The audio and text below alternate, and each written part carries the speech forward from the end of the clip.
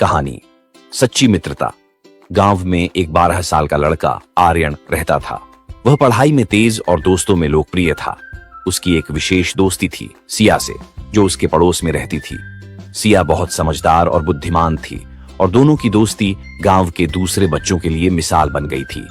एक दिन गांव में एक नया लड़का विक्रांत आया। वह शहर से था और नए माहौल में घुलने मिलने में कठिनाई महसूस कर रहा था। आर्यन और सिया ने उसे अपने साथ खेल में शामिल किया। शुरुआत में विक्रांत संकोच में था, लेकिन धीरे धीरे उसने आर्यन और सिया की दोस्ती का असर देखा और वह भी उनमें शामिल हो गया। आर्यन और सिया ने विक्रांत को अपने खेलों में शामिल किया। तीनों ने मिलकर खेलना शुरू किया और विक्रांत की मुस्कान वापस लौटने लगी। तीनों का समय हंसी मजाक में बीतने लगा। विक्रांत ने आर्यन और सिया को अपने शहरी जीवन के बारे में बताया, जिससे उनकी दोस्ती और मजबूत हुई। एक दिन गांव में एक बड़ा खेल प्रतियोगिता आयोजित हुआ। आर्यन ने सोचा कि वह और विक्रांत मिलकर क्रिकेट में भाग लेंगे, लेकिन सिया ने कहा, हमें सही तरीके से अभ्यास करना होगा। उन्होंने कई दिन तक अभ्यास किया। प्रतियोगिता के दिन आर्यन और विक्रांत ने पूरी मेहनत की, लेकिन मैच हार गए। आर्यन निराश हुआ, लेकिन सिया ने उसे समझाया, जीत और हार दोनों जीवन का हिस्सा हैं। महत्वपूर्ण है कि हमने साथ में खेला और कोशिश की। कुछ समय बाद विक्रांत ने गांव में एक समस्या देखी। गांव के बच्चे अक्सर पढ़ाई में कमजोर थे। विक्रांत ने आर्यन और सिया से कहा, हमें कुछ करना चाहिए। उन्होंने एक अध्ययन समूह बनाया, जिसमें वे बच्चों को पढ़ाने लगे। धीरे धीरे गांव के बच्चे पढ़ाई में अच्छा करने लगे। सभी ने उनकी मेहनत की सराहना की।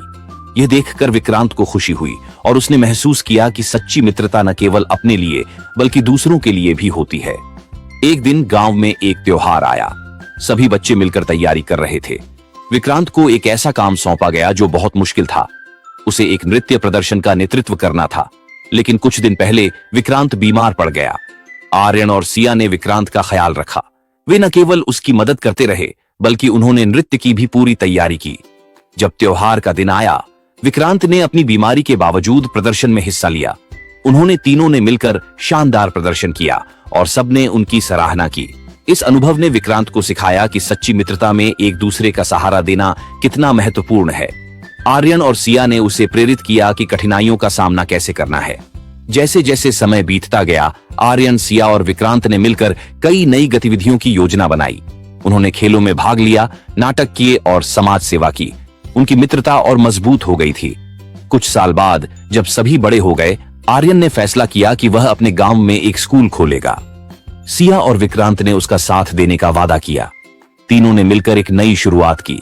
वे समझ गए थे कि सच्ची मित्रता केवल साथ रहने में नहीं, बल्कि एक दूसरे का सहारा बनने में है।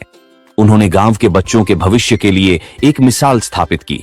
इस कहानी से यह सीखने को मिलता है कि सच्ची मित्रता का मतलब केवल मजे करना नहीं है, बल्कि मुश्किल समय में एक दूसरे का साथ देना है।